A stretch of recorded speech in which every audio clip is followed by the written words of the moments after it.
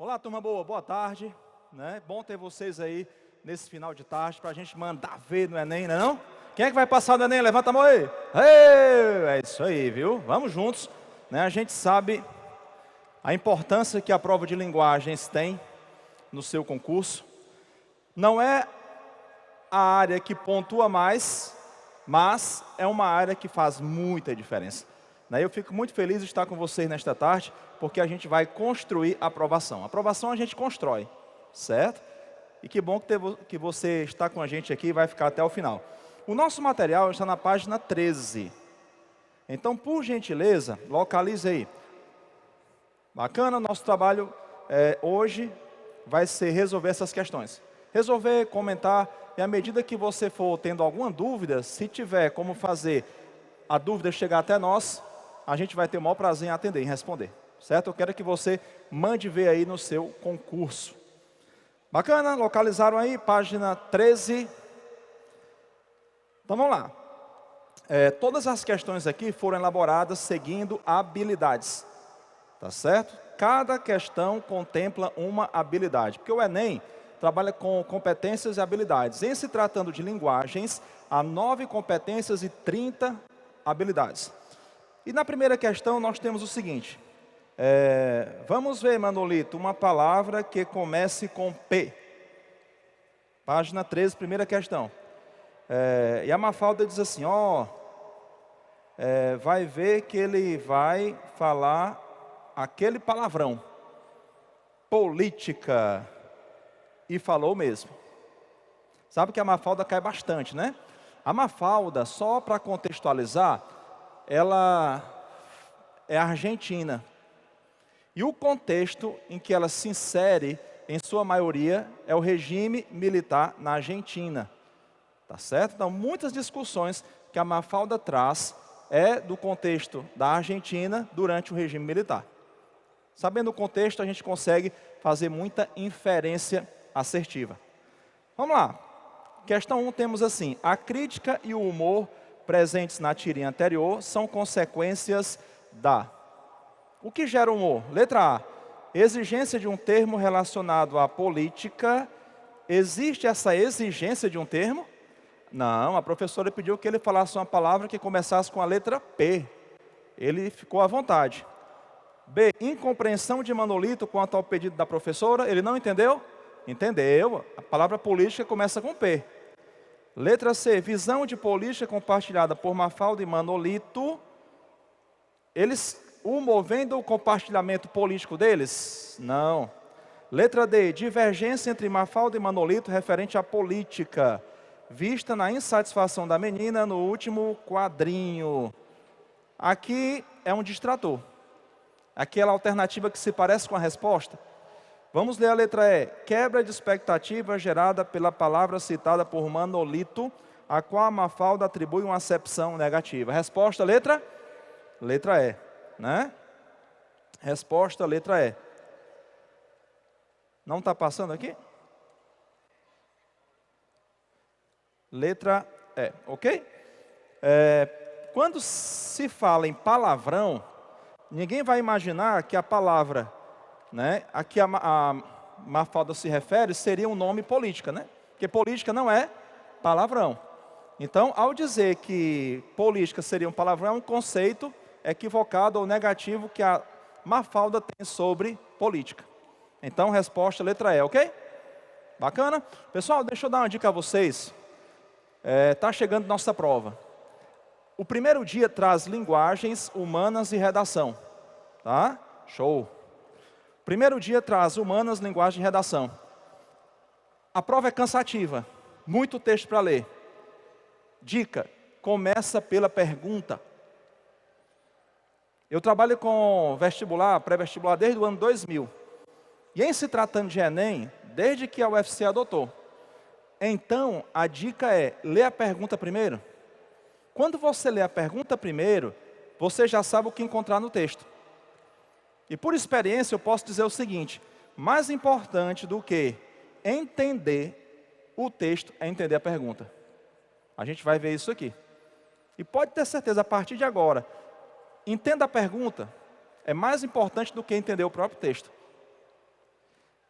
Em termos práticos é isso. Questão 2, vamos ver qual é a pergunta. Ó. O trecho dessa carta, escrita pelo jesuíta Manuel da Nóbrega, permite inferir que, originalmente, seu objetivo era...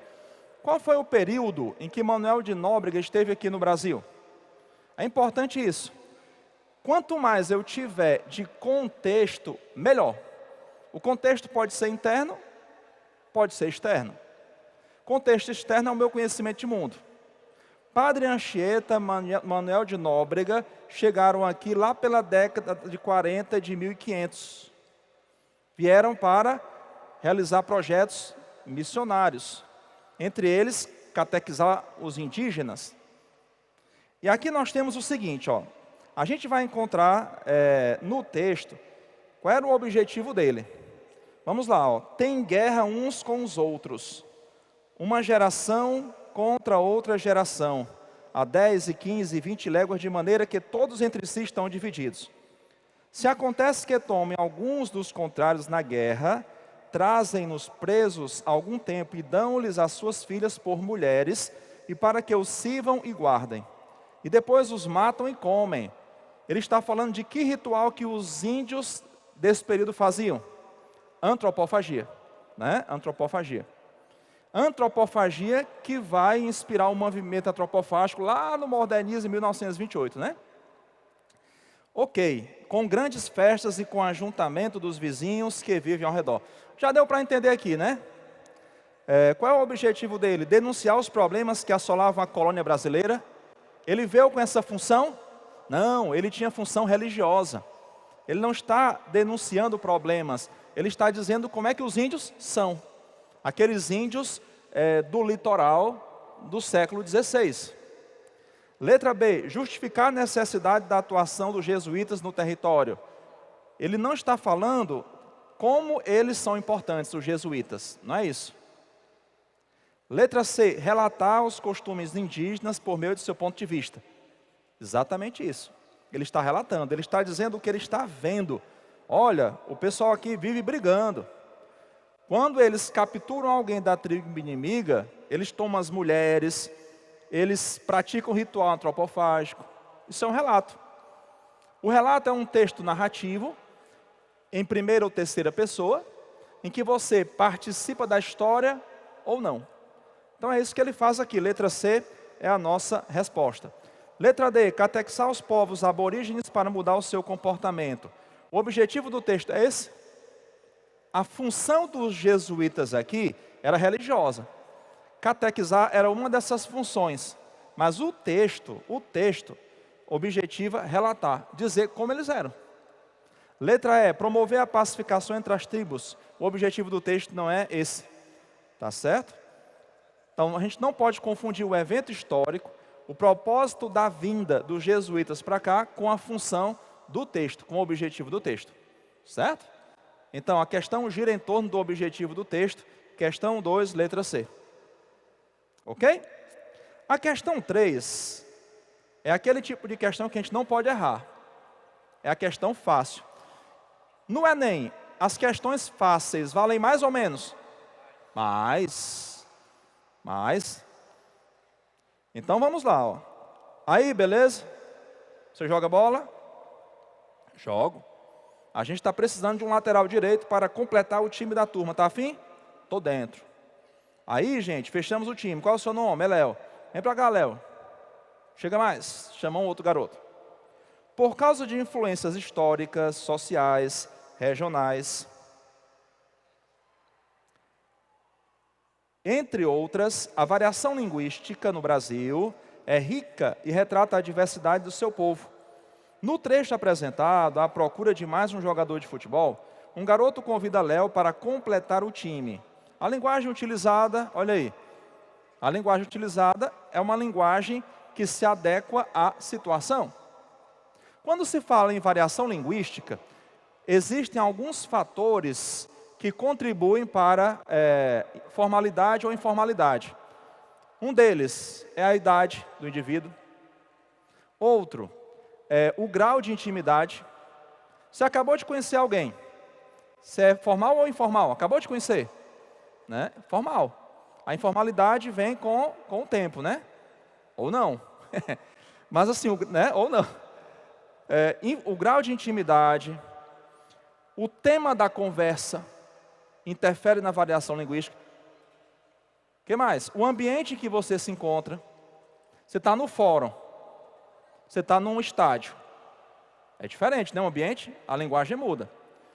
O estado emocional do falante influencia. Você está triste, você é mais formal ou menos formal? Triste, mais formal. Está alegre, passou, viu o seu nome lá. E aí? Interjeições, não é não? Tudo isso interfere na variação linguística. A idade é um dos fatores também. Quem está falando aqui? São garotos, né? Então, resposta, letra B de bola. Ó. Representa o modo de falar dos garotos daquela idade, pois a informalidade é comum nesse grupo de falantes. A idade interfere na variação linguística. Aqui é o aspecto situacional. Repetindo aí os principais fatores que interferem na variação linguística, que o Enem pode cobrar: idade, grau de intimidade entre os falantes, o ambiente em que você se encontra, o tema da conversa, o estado emocional do falante. Está mais alegre, tende a ser mais informal, né? Está triste, tende a ser formal. A letra A diz assim: pertence à variedade culta. Aí, beleza, é culto? Não. Está em desacordo com o contexto. É o contexto que define a linguagem. Então o contexto é esse, é jogar bola, certo? Eu tinha um colega que era tão formal, ainda é, professor universitário. A gente estava no futebol, ele levou uma pancada na canela. Em vez de dizer que a perna inchou, ele disse que a panturrilha entumeceu. Entumeceu. Eu fui ver no dicionário o que era. Inchou. Né? Quem é que fala entumeceu, né? Numa partida de futebol? Então tem que ver o contexto. Letra D, reforça a ideia de como os jovens se expressam mal. Não existe se expressar mal. O que existe é o contexto de comunicação permitir ou não, certo? Letra E, dificulta a compreensão dos garotos. Pelo contrário, né? Está em harmonia com a linguagem que eles compreendem. Tá? Ok? Vamos avançar? Qualquer dúvida, pergunta, podem mandar, viu? A questão 3, portanto, tem como resposta a letra B de bola. A questão 4, vamos direto para a pergunta, ó. Aí fica mais fácil. No texto, a utilização das aspas é recurso marcante utilizado pelo autor para. Então já sei o que buscar no texto. Por que o autor fez uso de aspas? Geralmente nós usamos aspas para quê? A gente quer destacar uma palavra ou expressão, né? Você usa aspa. Quando você tem ironia, tem aspa também. Meu filho, você é tão inteligente, né? Ó, né? Entre aspas, né? Você usa aspas para marcar estrangeirismos. Palavra de outro idioma. O que mais? Aspas para marcar gíria. Gíria. Sextou. Entre aspas. Certo? AP. Entre aspas. A gente usa aspas para marcar a transcrição literal da fala de alguém. Não é assim? Transcrição literal da fala de alguém. Isso é muito comum em trabalho acadêmico. Segundo fulano, de acordo com o cicrano, você faz uma redação, né? Se você cita alguém literalmente, tal qual alguém falou, você usa aspas. Na narração, isso se chama discurso direto. Então, a gente já sabe o que buscar no texto. Vamos olhar o texto agora. Ó, é o nome da obra.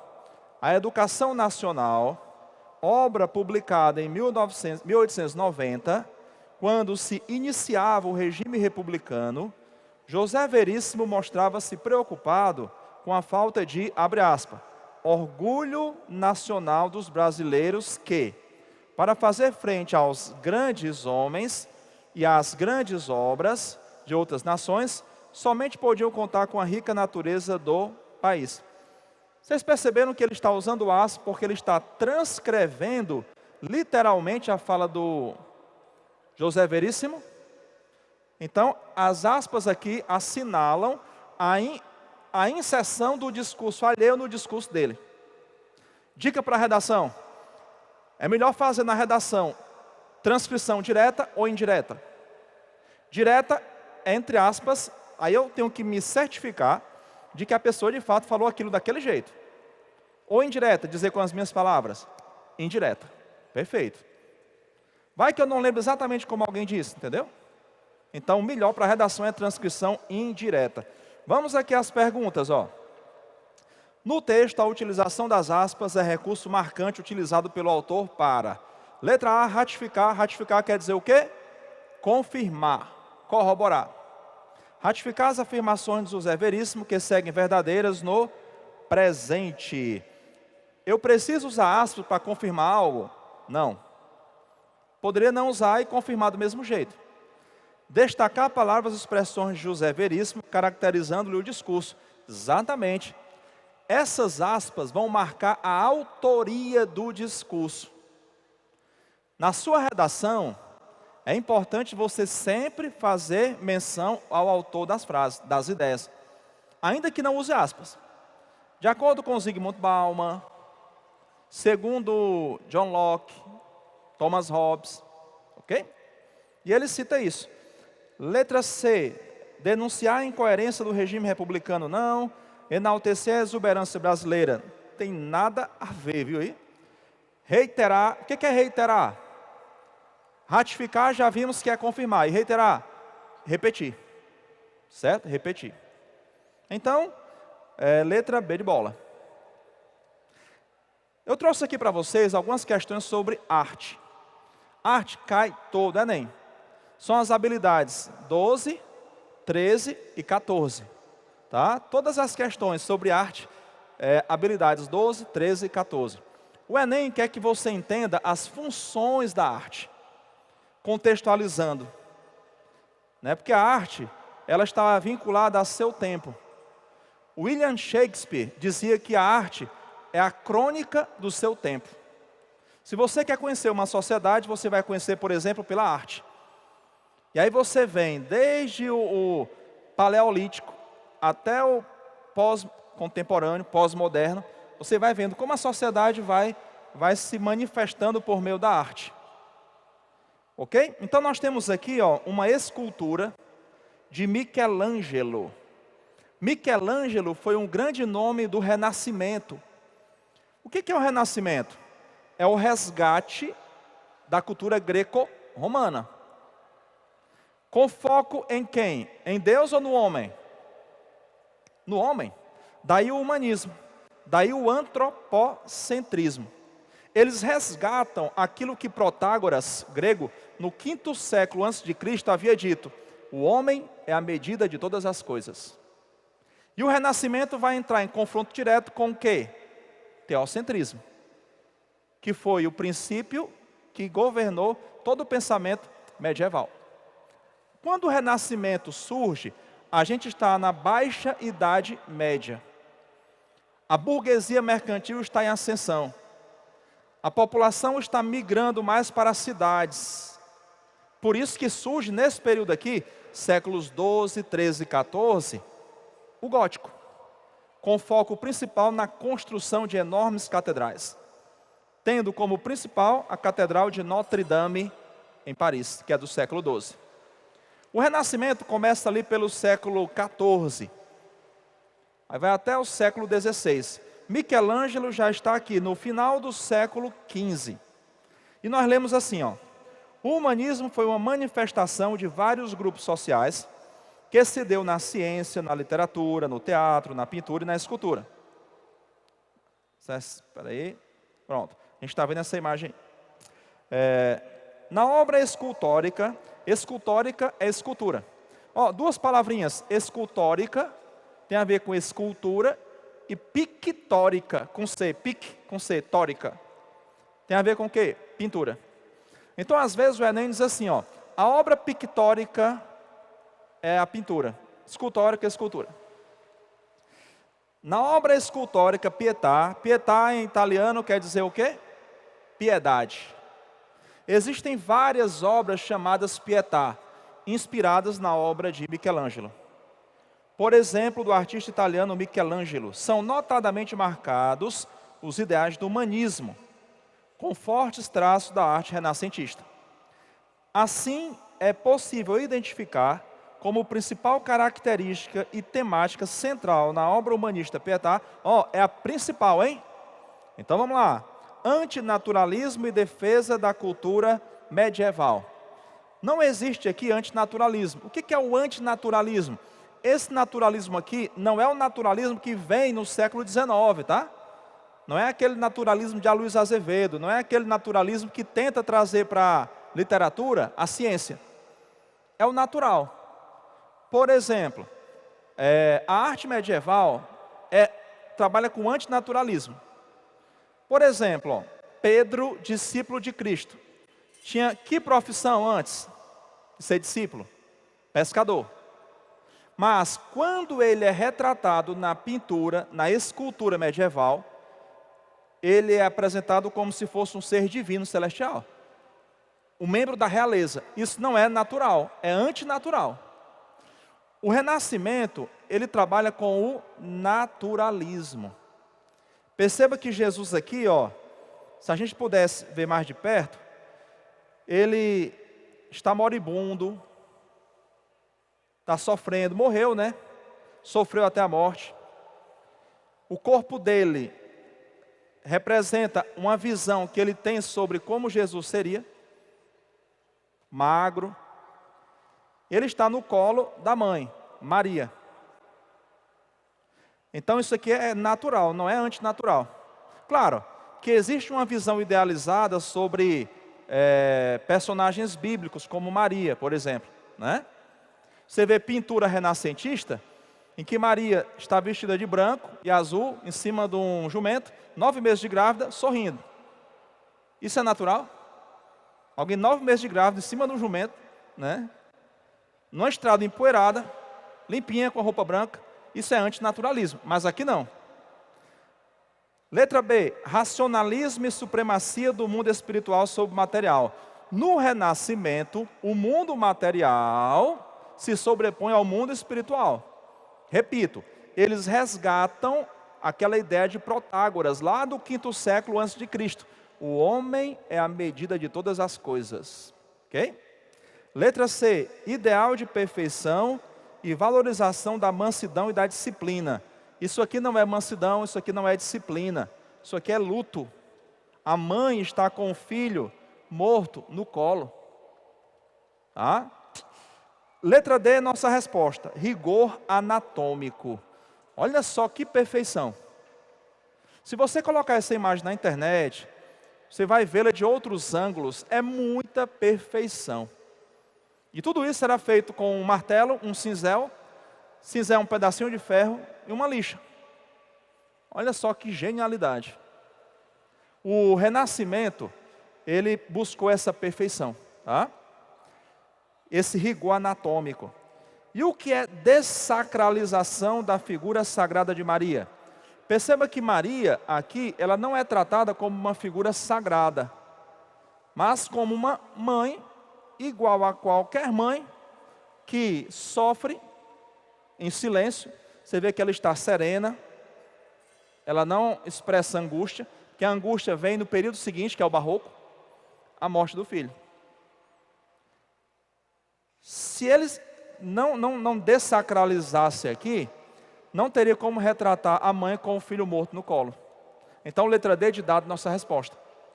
A letra E tem assim, antropocentrismo e enaltecimento das emoções humanas. Em que período da arte haverá esse enaltecimento, essa valorização das emoções humanas?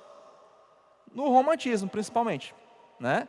No romantismo, principalmente na segunda geração. Aquela turma ali de Casimiro de Abreu, Álvaro de Azevedo. Era tanto sentimento que o amor não acontecia. Na segunda fase do romantismo, a mulher era tão idealizada que era intocável. Na terceira fase, com Castro Alves, o amor acontece. Olha aí. Ok? Então, questão 5, letra D de dado. Certo? Se você tiver qualquer dúvida, pergunta, manda aí. Podemos avançar? Questão 6. Olha só essa notícia aqui, ó. Vaca cai em telhado de residência no interior de Minas Gerais. Imagina você está em casa e cai uma vaca no telhado. Não é comum, né, isso aqui. Uma família de Ipatinga, no leste de Minas Gerais, levou um susto. Uma vaca caiu sobre o telhado. De acordo com os moradores, a vaca fugiu de uma fazenda, escorregou em um barranco, pulou o muro e caiu sobre o telhado de uma casa, em cima do quarto onde dormia o casal. Quando o dia amanheceu, os bombeiros tiveram de sedar a vaca e utilizar um guindaste para retirá-la. Após 5 horas, a vaca, conhecida por gemada, foi salva. Ninguém ficou ferido. Que bom, né? O texto aborda um acontecimento bastante improvável. No título da notícia, pessoal, quando o Enem diz assim, no título da notícia, o que você faz? Você olha só para o título, ok?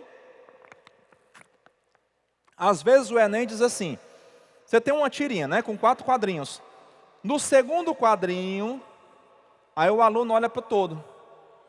Se o Enem diz, no segundo quadrinho, olha só para o segundo quadrinho. Aqui a questão está pedindo para você olhar somente para o título. Beleza? Então vamos lá. No título da notícia, a mentira foi proposital. Não é mentira, né? É um fato inusitado. Letra B. O erro gramatical confunde o leitor. Qual é o erro gramatical aí? Vaca cai em telhado de residência do interior de Minas. Não tem erro gramatical. Letra C. A aparente falta de sentido é proposital, mas o texto estabelece a coerência. Perfeito. Né? Porque é incomum a vaca cair no telhado. A credibilidade do texto fica comprometida. Não, pelo contrário. Vai ser explicado. Esse tipo de manchete procura despertar o quê? A curiosidade. Certo? Letra E. As informações são imprecisas e não despertam a curiosidade. É justamente o contrário, é despertar a curiosidade. Portanto, questão 6, letra C. Questão 7, mais uma questão sobre arte. Chegamos ao barroco.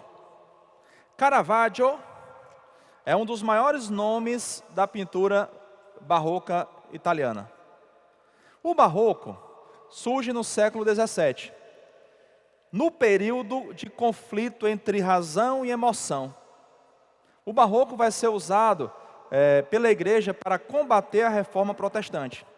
Se vocês encontrarem alguma questão de prova que diga que o barroco foi a arte da contra-reforma, isso está correto. Tá? O barroco foi a arte da contra-reforma. O barroco ele vai trazer muitos temas de ordem religiosa, principalmente o barroco italiano, porque o barroco dos Países Baixos, lá pela Holanda, por exemplo, com Rembrandt, Vermeer e outros, não há essa pegada muito religiosa. Mas no Brasil, tá? Com o mestre Ataíde, com Aleijadinho, na Itália, a pegada é religiosa. Ok? Então nós temos aqui o Caravaggio na pintura. Aqui nós temos uma referência à mitologia, né? Por que mitologia? Porque o barroco ainda resgata a era clássica. A era clássica, vamos entender o seguinte. A era clássica começa quando e vai até quando? Um período que envolve séculos, não exatamente o ano. Quando se fala em era clássica, primeiramente o que é clássico? Era aquilo que vinha da elite greco-romana. Era século XIV até o século XVIII. A gente estabelece esse período de tempo. A era clássica vai até o arcadismo. Por isso que o arcadismo é chamado de quê? Neoclassicismo. Porque ele resgata o classicismo lá do século XVI. Até o arcadismo que vem depois, o foco é cultura greco-romana. No romantismo, a partir de 1836, qual é o foco da literatura? Qual é o foco da arte? O Brasil. Certo? O Brasil virou independente. Existe o nacionalismo. Existe o nativismo indianista. Existe a valorização da mulher. Você vê que os quadros pintados por Pedro Américo exaltam o Brasil. Então, no romantismo, a era clássica sofre uma ruptura. Quem é que vai resgatar a era clássica de novo? Os parnasianos. Monte Parnaso é um monte grego que era a morada de Apolo. Mas o romantismo faz essa ruptura. Então aqui, tem uma referência à mitologia grega, né? Narciso. Para a gente saber que a arte barroca, ela foi religiosa, mas também abordava aspectos da mitologia. Ok? Então vamos lá. Aqui Narciso está se olhando no espelho, né? Vocês conhecem um pouco do mito aí, né? Narciso olhava para si, né? Depois de ser rejeitado pela ninfa Eco, a ninfa Eco, ela foi condenada por Hera, esposa de Zeus, para repetir só o que os outros falassem. De acordo com a mitologia, Narciso olhou para ela, se apaixonou. Quando foi falar com ela, ela repetia tudo que ele dizia. Olha só. Imagina você falar com alguém e alguém repetir tudo que você fala. Então, a ninfa Eco, né, de certo modo, desprezou Narciso na visão dele. E agora, desprezado, abandonado, incompreendido, ele se volta para si.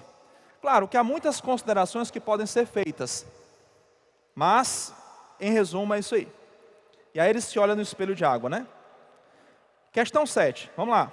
Sucedendo o classicismo renascentista, porque o barroco vem depois do classicismo renascentista. O barroco floresceu no século XVII. Aqui no Brasil também. Começa em 1601. E vai até 1768, quando começa o arcadismo. Nesse contexto, depreende-se pela análise dessa pintura, essa questão é muito boa, viu? Muito boa mesmo, muita atenção. Depreende-se pela análise dessa pintura de Caravaggio, que do estilo anterior, o barroco conservou. Muita gente que vai ver essa questão aqui, se não tiver cuidado com o enunciado, vai errar. Porque as alternativas trazem característica do barroco. Mas a questão quer saber o que é do período anterior que o barroco manteve. Letra A dramaticidade que caracteriza suas temáticas. O barroco tem isso? Tem dramaticidade? Tem. Mas ele herdou do período anterior? Não. O período anterior é serenidade. Por exemplo, vocês já se lembram aí de duas esculturas? Uma de Michelangelo, Davi, e a outra é de Bernini, Davi também. A escultura de Michelangelo, que é renascentista, traz o Davi nu, mais ou menos assim, A escultura tem 5 metros e 16 centímetros. Está num museu em Florença, na Itália. 5 metros. Perfeição total, serenidade, tranquilo, como se estivesse pousando para o artista. No século seguinte, o Davi de Bernini, que é barroco, está assim, arremessando uma funda com o olhar angustiado, lutando contra o gigante Golias. Essa dramaticidade existe, porém é no barroco, não se herdou do Renascimento. Letra B, o interesse pela arte da antiguidade clássica. Perfeito. A antiguidade clássica, ela vai até o arcadismo. O arcadismo se interessou também pela antiguidade clássica. Quando se fala em antiguidade clássica, a gente se refere em especial a duas culturas, a grega e a romana, certo? Os romanos basicamente adaptaram, a cultura grega, que Alexandre espalhou, Alexandre o Grande. Letra C, o contraste conflituoso entre luz e sombra. No Renascimento, tem contraste entre luz e sombra. Tem. Inclusive, Leonardo da Vinci vai fazer isso muito bem. Há até quem diga no universo da arte que esse contraste entre luz e sombra vem de Leonardo da Vinci. No entanto, não tem o conflituoso. Conflito vem no barroco. Certo? Todo conflito aqui é barroco. Renascimento não tem conflito. Renascimento é humanismo. O conflito vem justamente porque o homem agora está confrontado com duas teorias, humanismo e teocentrismo. Não é à toa que Gregório de Matos, aqui no Brasil, ora faz poemas criticando a sociedade, ora faz poemas pedindo perdão a Deus para não ir para o inferno. É o homem em conflito. A letra D, as qualidades de moderação e equilíbrio. Moderação e equilíbrio são duas características do Renascimento. O Barroco não herdou isso. Ó, anote aí, Barroco é exagero, exagero. Mas esse exagero não é um defeito, tá? É uma qualidade. Se você visitar uma igreja barroca, você vai ver como tem detalhes. Você não precisa ir à Itália não, basta ir a Minas Gerais, por exemplo. Tá? Ali na região das cidades históricas de Minas. Como é bonita uma igreja barroca, né? Com detalhes em ouro. Então, esse exagero é uma qualidade. Letra E, a valorização da razão e do racionalismo. O Barroco não herdou isso. O Barroco é conflito entre fé e razão. Fé e razão. Ok? Então anota aí. Barroco é conflito entre fé e razão. Para muitos autores, o Barroco é a temática do desencanto. O humanismo está em conflito com o teocentrismo. Existe um resgate da fé católica. Agora, que entra em conflito com a ideia de que eu sou a medida de todas as coisas. Turma boa, futuros aprovados, questão 7, B de bola. Questão 8, tem como texto, base, isso aqui, ó, 18 de maio de 1930. Mário. Aqui é Carlos Drummond de Andrade, escrevendo para Mário de Andrade. Olhe, eu também sou eu. Sou um homem que gostaria de pegar em armas. Mas quando penso que iria marchar em defesa desses pobres candidatos eleitos do PRM, Partido Republicano Mineiro, por exemplo, ou desse pobríssimo candidato Getúlio, palavra que perco o furor bélico. Não, é inútil tentar consertar o Brasil. Grife essa frase aí, que ela vai ser muito importante no texto. É inútil tentar consertar o Brasil. Frase de Carlos Drummond de Andrade. Ou por outra, o desconcerto eterno do Brasil não é seu próprio traço diferencial, o seu modo de ser. Acho que você está se tornando infeliz sem motivo. E só compreenderia essa infelicidade por uma topada legítima em alguma pedra de meio de caminho. Aqui ele faz referência ao próprio poema, né? Mas pedra de fato. Ou seja, a pedra do poema era uma metáfora, né? Dessas que a gente encontra na nossa vida individual. Pergunta é a seguinte. A questão 8, habilidade 2. Eu coloquei aqui a habilidade ao lado de cada questão. A carta acima foi escrita por Carlos Drummond de Andrade.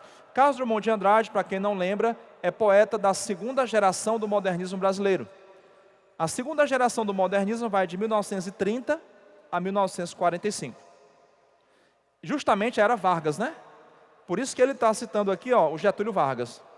Esse Getúlio é o Getúlio Dornelles Vargas. Quanto ao conteúdo, o autor demonstra o quê? Entusiasmo em defender o país? Não, né? Ele mesmo diz que é inútil. Letra B, esperança de que os políticos possam consertar o país? Não. Letra C, disposição de marchar. Ele diz, não vou marchar, não vou pegar em armas. Solidariedade com a infelicidade do interlocutor? Não. É consciência da inutilidade de tentar alterar os rumos do Brasil. Para Drummond, não há nada que eu possa fazer. É inútil. Letra E. Questão 8, habilidade 2. Questão 9. Armandinho. O Armandinho tem caído muito em prova, viu? Vocês conhecem a tirinha do Armandinho, né? Ele é meio Mafalda, meio Calvin, certo? Tem muito questionamento, né? Muita criticidade. Esse aí, é o pai, tá? Que aparece. E então, o pai pergunta ao Armandinho, pronto para a volta às aulas? Pai, volta às aulas. Já foi ano passado. Esse ano será uma revolta. Percebeu que a palavra revolta está entre aspas? Revolta pode ser uma rebelião. Mas revolta pode ser o de repetir. Rever, reler, reeleger, revolta. Então essa palavrinha tem duplo sentido. Esse duplo sentido é justamente para gerar a criticidade do texto. Vamos lá. Na tirinha que apresenta um diálogo entre o garoto Armandinho e o seu pai. O efeito de humor é depreendido com base no. Então, o efeito de humor, confronto entre o sentido dicionarizado de uma palavra e o seu sentido sob perspectiva do menino. Exatamente, né? Porque revolta, né, seria uma rebelião. E revolta seria voltar, né, de novo, voltar de novo. Então, letra A é a nossa resposta. Por isso que está entre aspas. A tirinha do Armandinho geralmente tem muita criticidade. Depois você confere as demais opções e você vai perceber que isso não está alinhado com a palavra revolta, entre aspas, tá? Questão 10, para a gente fazer todas as 15 aqui sem correr. Tomás Antônio Gonzaga, Marília de Disseu. Que período é esse, hein, da literatura? Arcadismo ou neoclassicismo. Anote aí, ó, neoclassicismo. O Enem pode usar o termo arcadismo, século XVIII, ou neoclassicismo, tá?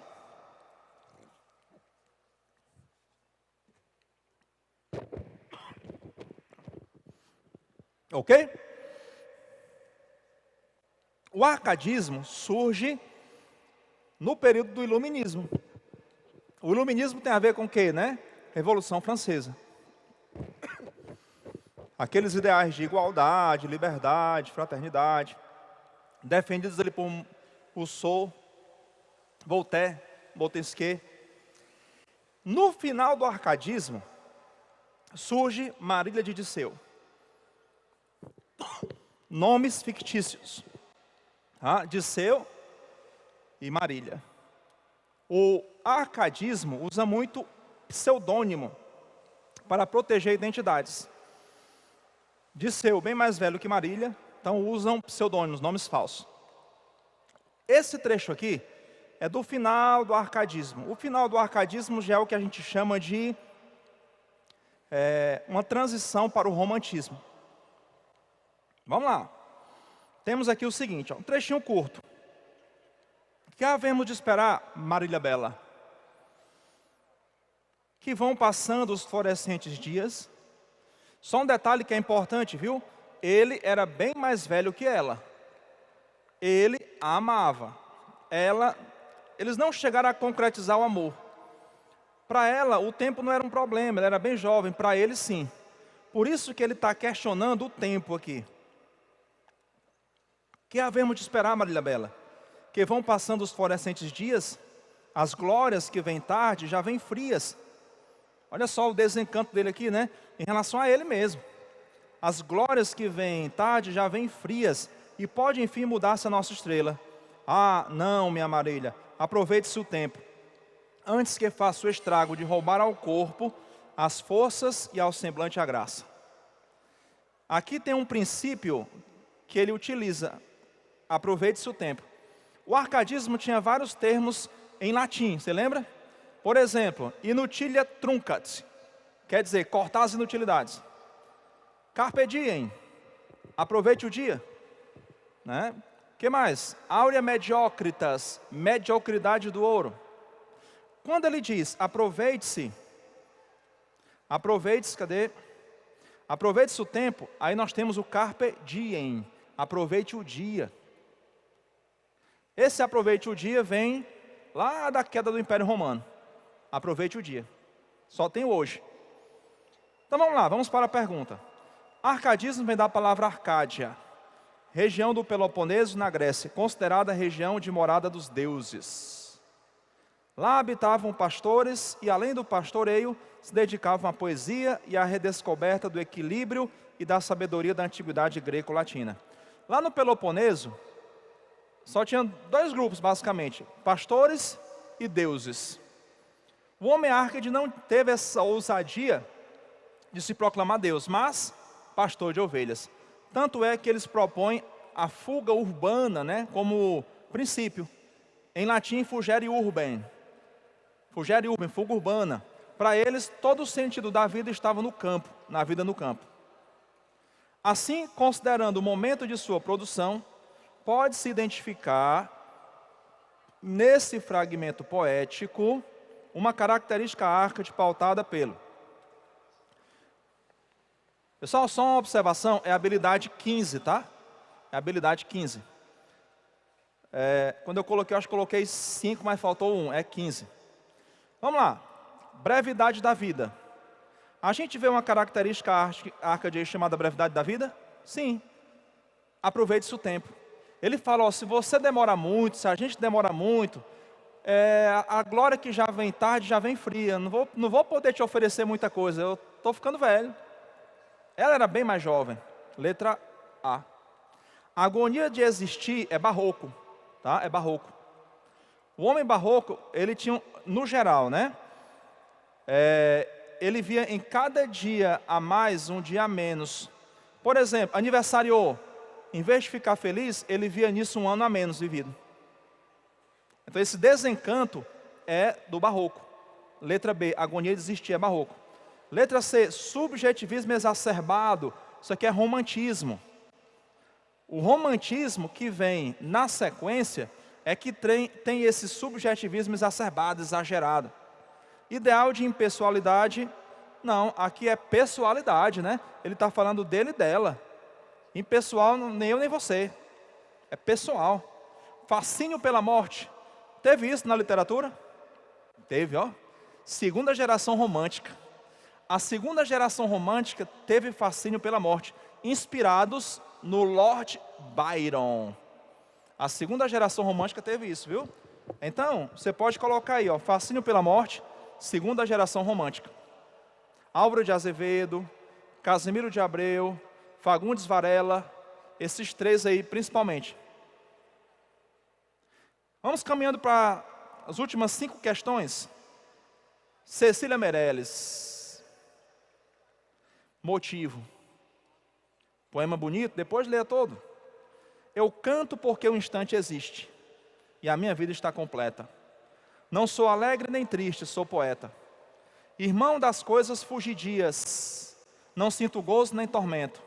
Atravesso noites e dias no vento. Perceba que esse porquê é uma explicação. Eu canto.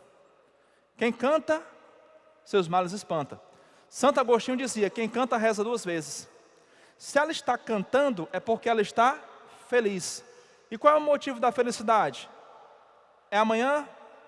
É ontem? É hoje. O instante existe. Há um texto de Raquel de Queiroz em que ela diz que a vida é feita de instantes. Então, eu estou feliz porque eu tenho o agora. Agora eu estou aqui, ó. Estou feliz por isso, certo? Eu estou mesmo por estar com vocês aqui. Fazia tempo que eu não podia vir e hoje deu certo.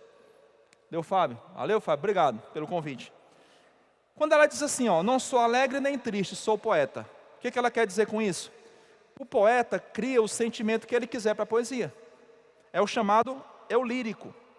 Não sei se vocês lembram, mas há um poema de Fernando Pessoa em que ele diz assim, o poeta é um fingidor. Lembram? Finge tão completamente que chega a fingir que é dor a dor que devera sente. Mais tarde, incompreendido, ele disse, fez outro poema e disse, dizem que finjo ou minto tudo o que escrevo. Não, eu apenas uso a imaginação, não o coração. O poeta tem um eu lírico que fala por ele. Então, esse eu lírico pode sofrer, pode se alegrar. E ela diz que tudo aquilo que ela ama foge, escapa. É um poema confessional. Vejamos a pergunta, ó, questão 11. 11 de 15. Habilidade 16.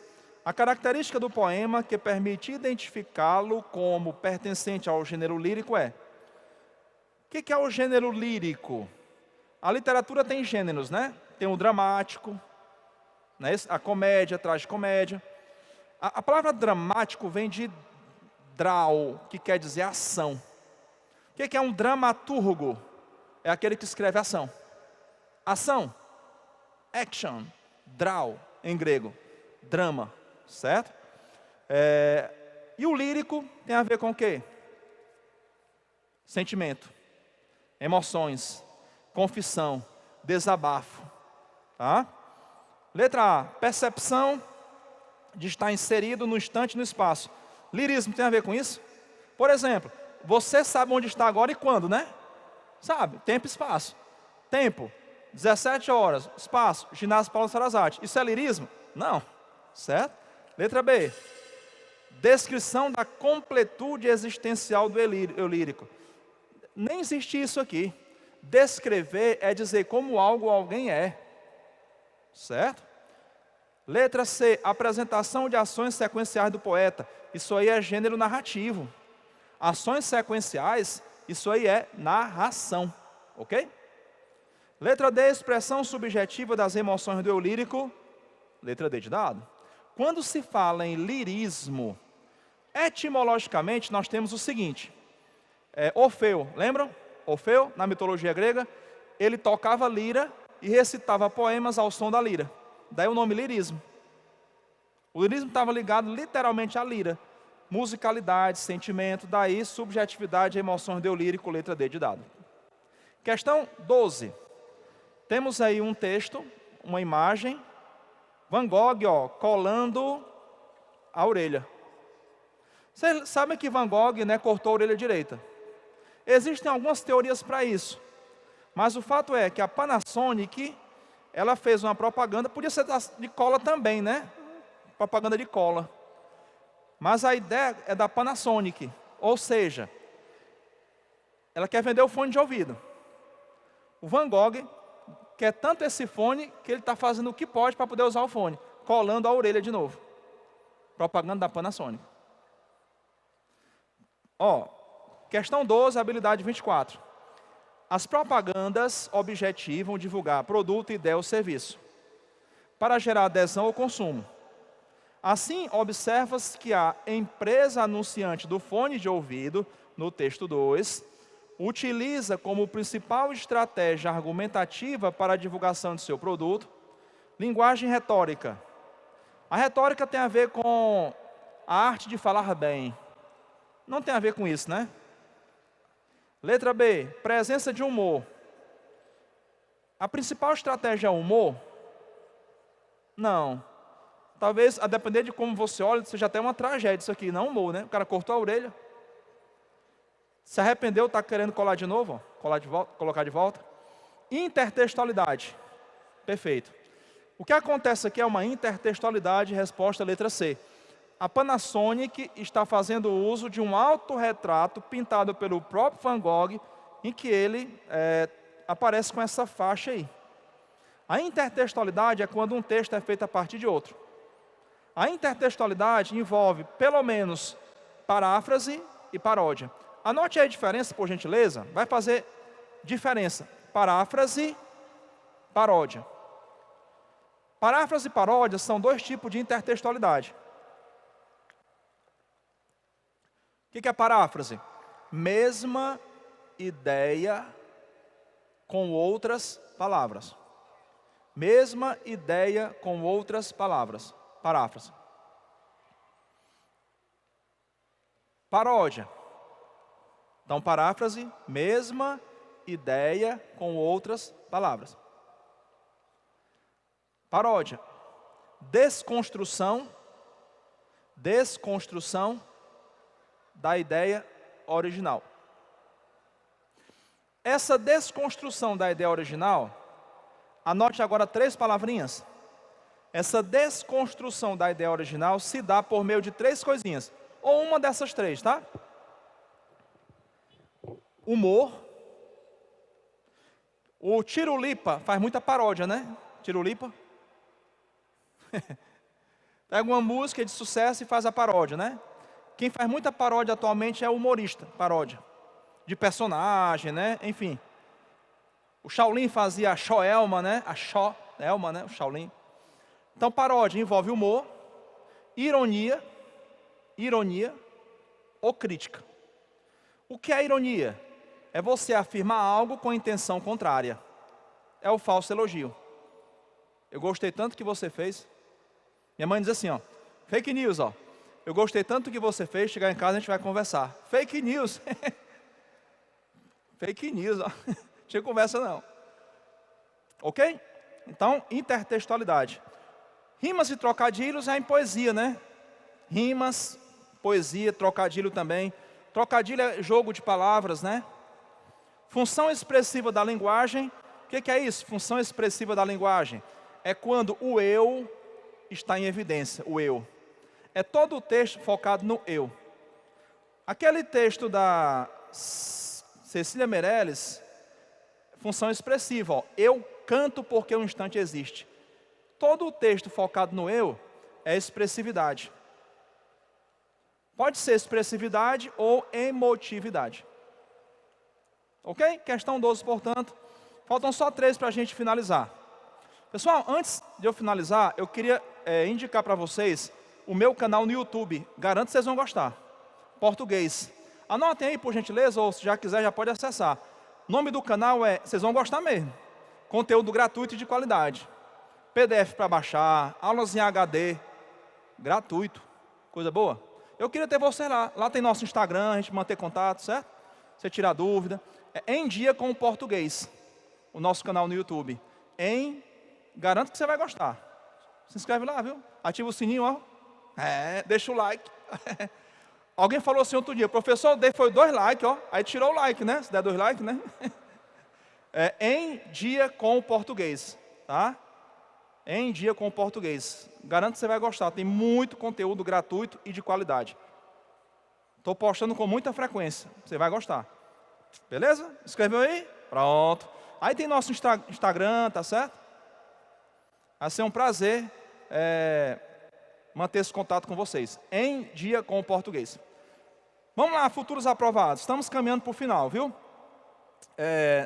Questão 13. A gente pode aqui ir direto para a pergunta. Ó. Só um detalhe, deixa eu contextualizar aqui. A segunda geração romântica foi influenciada por Lord Byron. A terceira, que é a de Castro Alves, foi influenciada por Victor Hugo. Victor Hugo escreveu aquele livro Os Miseráveis, que conta a história de Jean Valjean, que roubou um pão para comer e foi perseguido a vida toda. Inclusive já teve musical, né? Recentemente sobre os Miseráveis. Ele também escreveu aquele poema Desejo, que o Frejá musicou, e mais recentemente Jorge Mateus. Lembra? Desejo que você tenha quem amar, e quando estiver bem cansado, ainda existe amor para recomeçar. É do Victor Hugo. Victor Hugo inspirou a terceira geração romântica, que teve como principal expoente Castro Alves, que foi a voz dos escravos, e recebeu o epíteto de poeta dos escravos. Beleza? Feito isso, a gente pode ir diretamente para a questão. Ó. Habilidade 16. Ao apresentar a figura histórica do poeta romântico Castro Alves, o texto enumera atributos estéticos presentes em suas obras. Nesse sentido, a qualidade retórica do autor é originada. A retórica é a arte de falar bem. Como se origina a arte de falar bem de Castro Alves? Da sensibilidade histórica experimentada pelos românticos. No viés social transmitido, só um detalhe, a sensibilidade histórica não é de todos, viu? Porque o romantismo teve 3 fases. A primeira é o nacionalismo e o indianismo. Tá? Então é interessante você anotar isso aí, porque senão a questão 13 fica difícil. Anote aí, por gentileza, 3 fases do romantismo. Primeira, nacionalismo. Primeira fase do romantismo, nacionalismo. É aquela do Gonçalves Dias. É nacionalismo e indianismo. O índio, indianismo. Naquele poema, Canção do Exílio, ele fala: minha terra tem palmeiras onde canta o sabiá. Nacionalismo. Juca Pirama é o índio, o indianismo. A segunda fase é a do ultra-romantismo. Ultra-romantismo, segunda fase. Não tem sensibilidade histórica aqui. É idealização da mulher. A mulher é Deus, é musa, é ninfa, é um ser celestial. Como é que eu, mortal, me relaciono com um ser celestial? Não se relaciona. O amor não aconteceu. Terceira fase. Aí é a fase de luta social.